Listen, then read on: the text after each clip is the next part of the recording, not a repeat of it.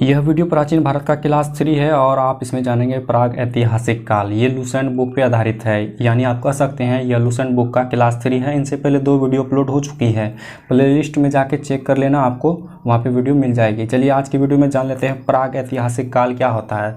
सबसे पहले आप यहाँ पर ये जान लीजिए कि प्राचीन भारत को 3 काल में बांटा है, प्राग ऐतिहासिक काल, आदि ऐतिहासिक काल और ऐतिहासिक काल।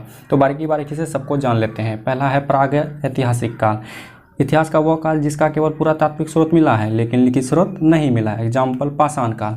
पाषाण काल प्राग ऐतिहासिक काल में आ जाता है। पुरातात्विक का मतलब क्या हुआ, यहाँ पे पुरातात्विक स्रोत मिला है और लिखित स्रोत नहीं मिला है। पुरातात्विक को आप ऐसे समझ सकते हैं अपनी भाषा में, अवशेष पदार्थ, कोई भी चीज़ अवशेष। जैसे पहले प्राग ऐतिहासिक काल में जो भी आदि मानव या जंतु या जो भी इमारत या कुछ भी बनता होगा, उनका अवशेष जो ज़मीन में गड़ा हुआ है वही क्या हो गया यहाँ पे पुरातात्विक। यहाँ पे ऐसा कुछ भी नहीं मिला है जो लिखा हुआ है।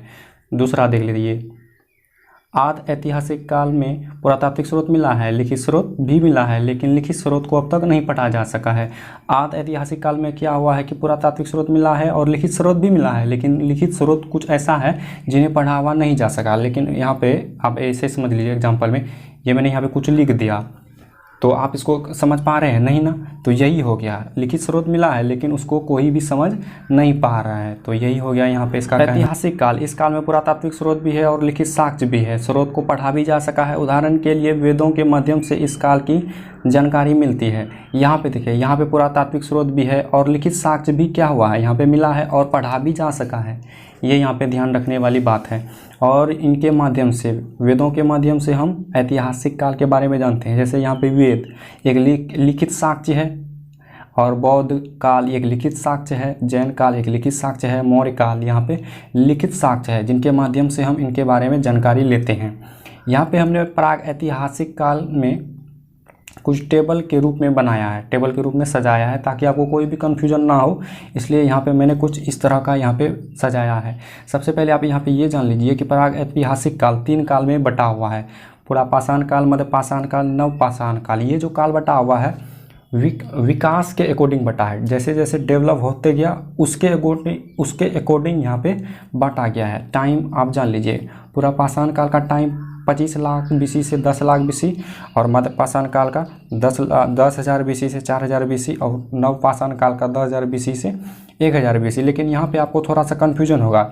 जैसे यहाँ पे देख सकते हैं आप, मध्य पाषाण काल का 10,000 BC से 4,000 BC है और नवपाषाण काल का 10,000 BC से 1,000 BC है। तो ऐसा यहाँ पे नहीं होना चाहिए, यहाँ पे 4,000 से 1,000 होना चाहिए, लेकिन ऐसा नहीं है। देखिए यहाँ पे ऐसा इसलिए है क्योंकि जब भी ये प्राग ऐतिहासिक काल चल रहा था धरती पे, वहाँ पे मध्य पाषाण काल भी चल रहा था और कुछ जो है आदि मानव दूसरा जगह, धरती के दूसरा जगह जो बसा हुआ था, वहाँ पे नवपाषाण काल भी चल रहा था। मतलब कि दूसरी जगह डेवलप हो गया था तो वहाँ पे नवपाषाण काल।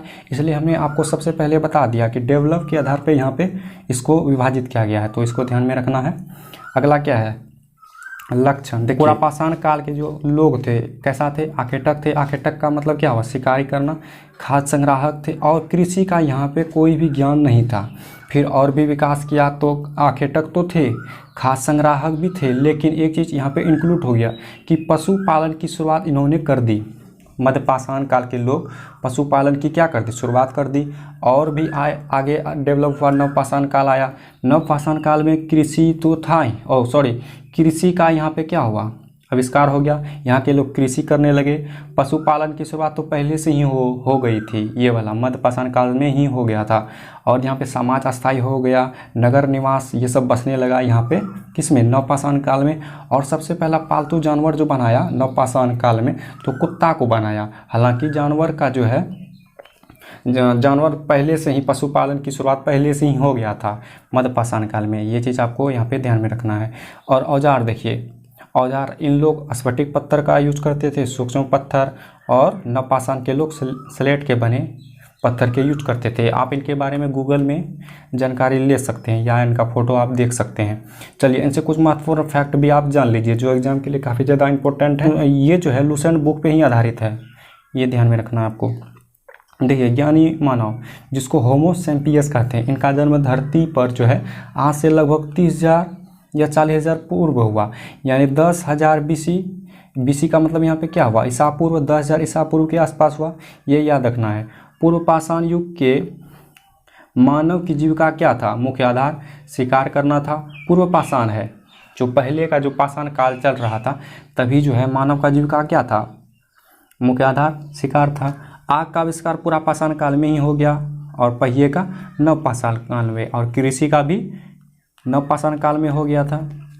दूसरा, अस्थायी निवास कहाँ से प्रारंभ हो गया, तो नव पाषाण काल से हो गया। पालतू जानवर, पहले कुत्ता को बनाया नव पाषाण काल में। प्रथम औजार कुल्हाड़ी बनाया जो अतिरपक्कम में मिला है, ये भी आप याद रखिएगा। अगला है प्राग ऐतिहासिक अन्य उत्पादक स्थल मेहरगढ़ पश्चिमी बलूचिस्तान में अवस्थित है। जो पहली फसल गेहूं था, गेहूं का जो साक्ष्य मिला है मेहरगढ़ से मिला है। मेहरगढ़ कहाँ है, तो बलूचिस्तान में है। तो बलूचिस्तान कहाँ है, तो पाकिस्तान में है। तो ये याद रखना है। कृषि का प्रथम उदाहरण कहाँ से मिला, मतलब प्रथम साक्ष्य कहाँ से मिला, तो मेहरगढ़ से मिला। मेहरगढ़ कहाँ है, बलूचिस्तान में। चावल का प्राचीनतम साक्ष्य कोयलीडवा से प्राप्त हुआ। कोयलीडवा कहाँ है, तो इलाहाबाद में स्थित है। रॉबर्ट ब्रूस फूट पहले व्यक्ति थे जिन्होंने 1863 ईस्वी में भारत में पूरा पाषाण कालीन औजारों की खोज की थी। रॉबर्ट ब्रूस फूट ने ही पूरा पाषाण कालों की जो है औजार की खोज की थी। कब, 1863 ईस्वी में। भारत का सबसे प्राचीन नगर कौन सा है, तो मोहनजोदड़ो, जिसका सिंधी भाषा में अर्थ क्या है, मृतकों का टीला। देखिए मोहनजोदड़ो भी कहाँ पे है, पाकिस्तान में है। मोहनजोदड़ो का मतलब होता है क्या, मृतकों का टीला। मृतकों का टीला का मतलब अब क्या होता है ये समझ लीजिए। जब इसका सर्च होने लगा, जब खुदाई होने लगा, तो वहाँ पे जो भी अवशेष पदार्थ होते थे, मोहनजोदड़ो का जो एक नगर था, ठीक ना, वहाँ पे जो है काफ़ी ज़्यादा कंकाल पाए गए। वो भी कंकाल किसका, मनुष्य का कुछ ऐसा कंकाल पाया गया, लग रहा होता था कि दोनों हाथ पे हाथ मिला के ही मर गया हो।